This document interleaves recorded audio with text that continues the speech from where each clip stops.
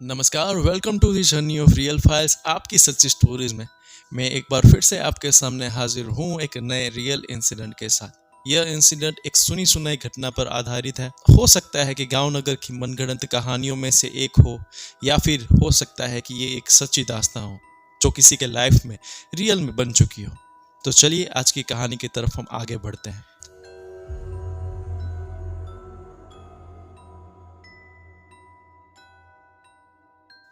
1970 में एमपी के एक गांव में एक किसान का लड़का था, बहुत ही मेहनतू।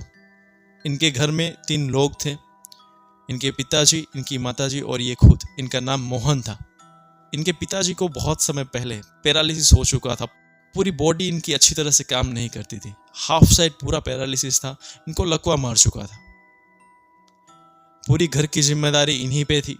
इन्हीं को अपने घर का पूरा देखभाल करना था, इनके पिताजी का इलाज करवाना था। और इन्होंने शादी भी नहीं की थी, इसलिए खुद की शादी का भी जिम्मेदारी इन्हीं पे था।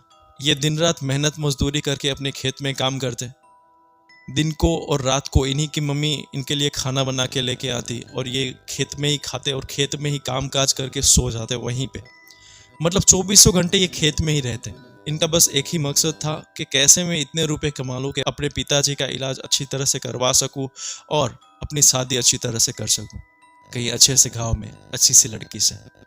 इनकी माताजी दोपहर का खाना लेके आती, साथ में बैठते, इनकी माताजी के सामने ही ये खाना खाते और इनकी माँ इनका जो भी टिफिन होता था वो लेके चली जाती घर पे। इनके पिताजी का देखभाल इनकी माता ही करती थी। अभी ज़्यादा कुछ उम्र थी नहीं इनके माता पिता की, अच्छी तरह से घर में इनकी माँ देखभाल कर सकती थी, इसलिए घर की जिम्मेदारी में इनको इतना बहुत टेंशन नहीं होता था। बस ये अपने खेत का काम देखते और कमाना कमाना बस कमाना। इनकी काम करने की लगन देख के गांव में इनका नाम हो चुका था। इनकी कुछ ज़्यादा ज़मीन तो थी नहीं, बट जितनी भी ज़मीन थी उतने में ये बहुत ही अच्छा उपज लेते थे। इनका स्वभाव बहुत ही हेल्पफुल था। किसी को भी कुछ भी काम हो ये तुरंत ही कर देते थे, किसी को भी ना नहीं कहते थे। इसी स्वभाव के कारण इनके बहुत सारे दोस्त थे। आसपास के खेत में भी इनके इतने सारे चाहने वाले थे, सब इनकी तारीफ करते थे कि ये मोहन बहुत ही अच्छा लड़का है और सबको काम आता है, इसके साथ अच्छा होना चाहिए। सब लोगों की सोच इनके बारे में बहुत ही अच्छी थी। एक दिन की बात है, मोहन अपने खेत में काम कर रहे थे। सुबह से लेकर शाम तक काम करने के कारण वो बहुत ही थक चुके थे।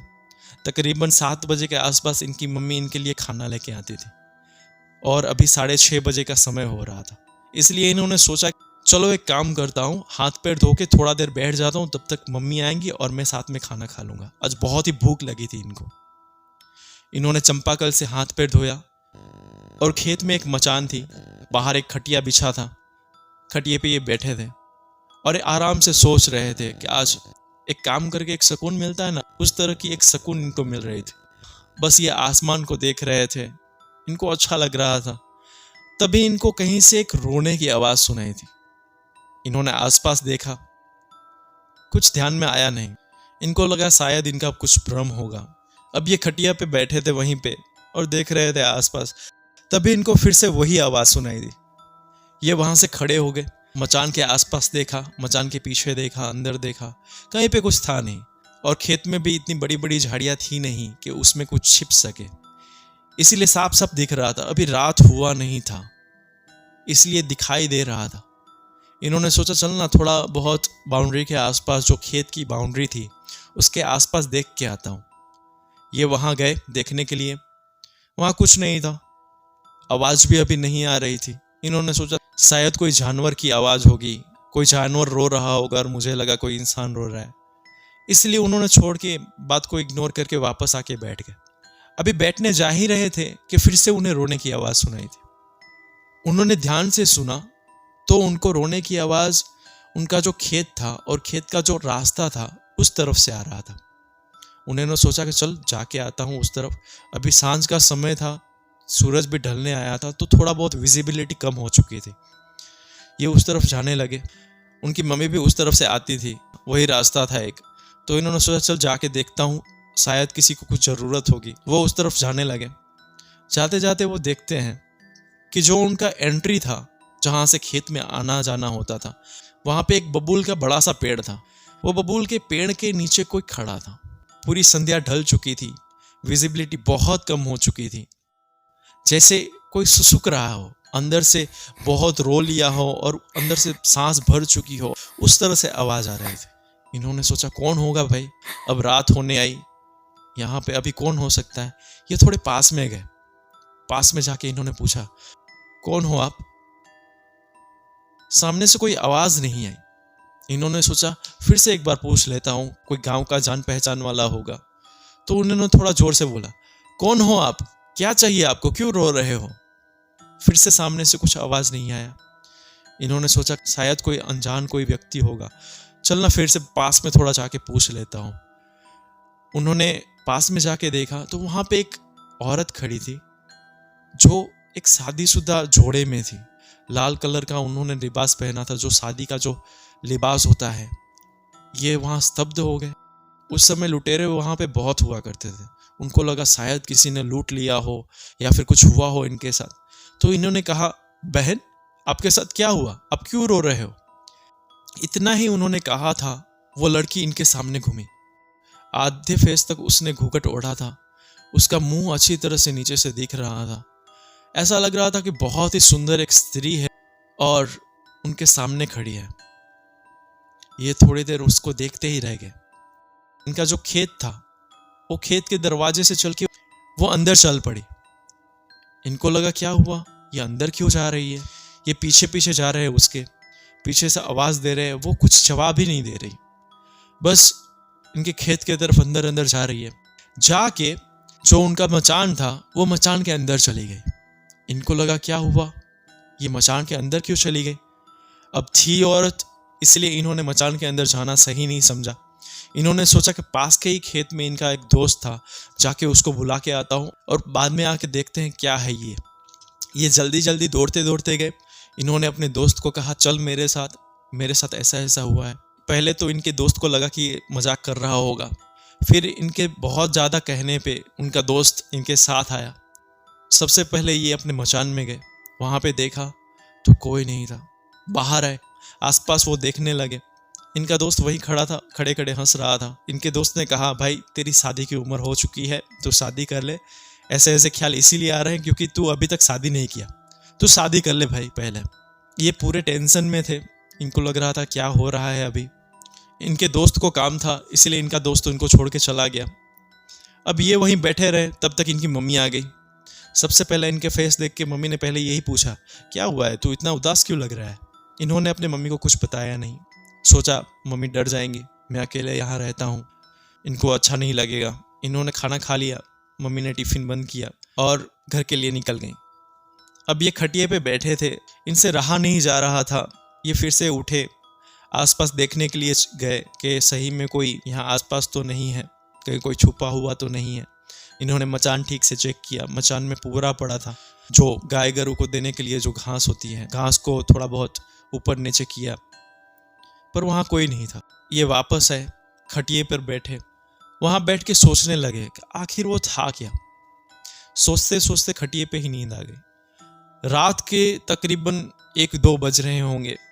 इनकी सडनली नींद टूटी इस कारण से कि उनको एक अलग सी खुशबू आ रही थी कहीं से। इन्होंने सोचा इतनी मनमोहक खुशबू कहाँ से आ रही है।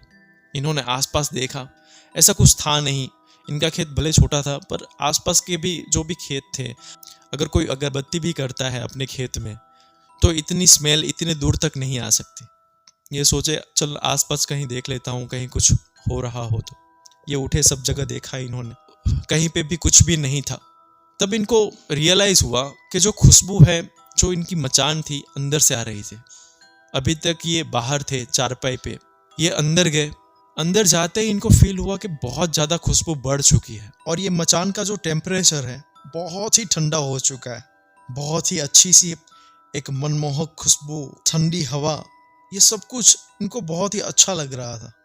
रात का समय हो चुका था, तकरीबन 2 बज रहे थे। इन्होंने आसपास देखा ये देखने के लिए कि खुशबू किस चीज़ में से आ रही है, बट ऐसा कुछ भी नहीं था। ये वापस बाहर आए, सोचा बाहर सो जाता हूँ चारपाई पे जाके। बाहर जैसे ही ये निकले, जहाँ पे इनकी चारपाई पड़ी थी, अब वहाँ पे इनकी चारपाई थी नहीं। इन्होंने देखा आसपास, कहीं पे भी चारपाई इनको दिख नहीं रही थी। ये वापस वही रूम में गए और देखते हैं तो चारपाई वहीं पड़ी है, उसी मचान में।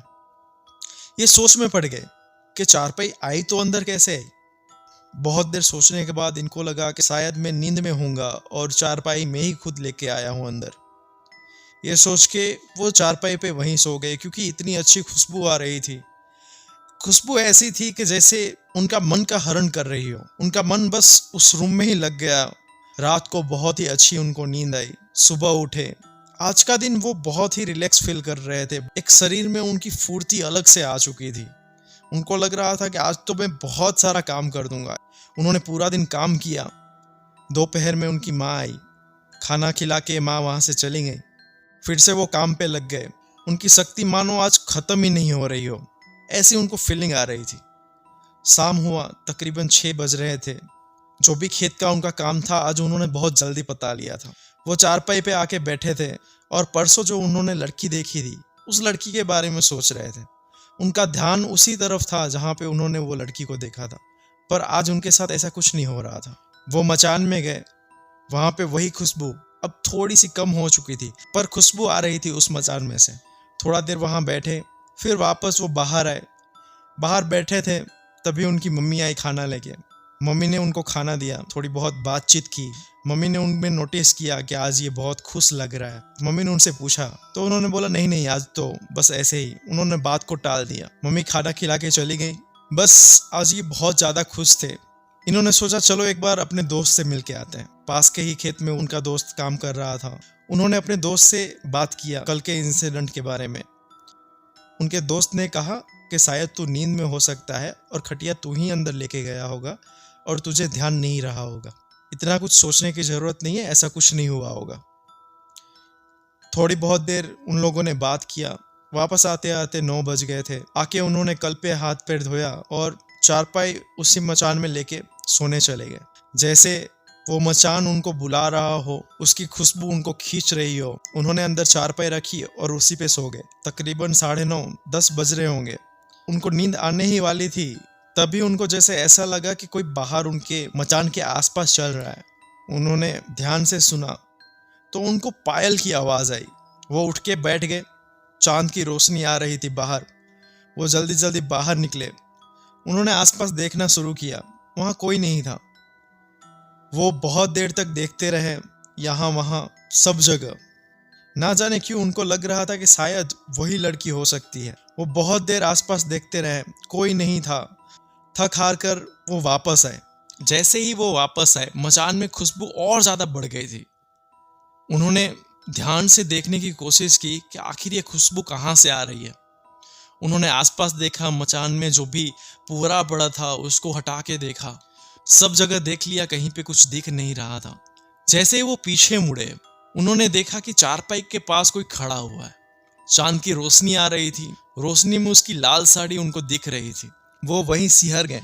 एक अलग सा डर उनके शरीर में भर गया। फिर भी उन्होंने हिम्मत जुटाया और बोला, कौन हो आप? इतना बोले ही थे कि वो लड़की मचान से बाहर निकलकर बबूल के पेड़ की तरफ जाने लगी। दौड़ के इन्होंने उसका हाथ पकड़ लिया। जैसे ही इन्होंने उसका हाथ पकड़ा, वो पीछे मुड़ी। एक जोर से पवन का झोंका आया और उसने जो घूंघट निकाली थी वो घूंघट उड़ गया। उनके सामने इतनी खूबसूरत एक लड़की खड़ी थी कि वो उसको देखते ही रह गए। देखते ही देखते उनकी आंख लगी। जब वो सुबह उठे तो वहीं जगह पे जहाँ पे वो रात को खड़े थे, वहीं सोए हुए थे नीचे। आसपास कोई भी नहीं था। वो उठे, अपने मचान की तरफ गए। चारपाई वहां लगी हुई थी। उन्होंने सोचा आखिर वो लड़की गई तो कहाँ गई? मेरे सामने वो खड़ी थी, अब जा कहाँ सकती है?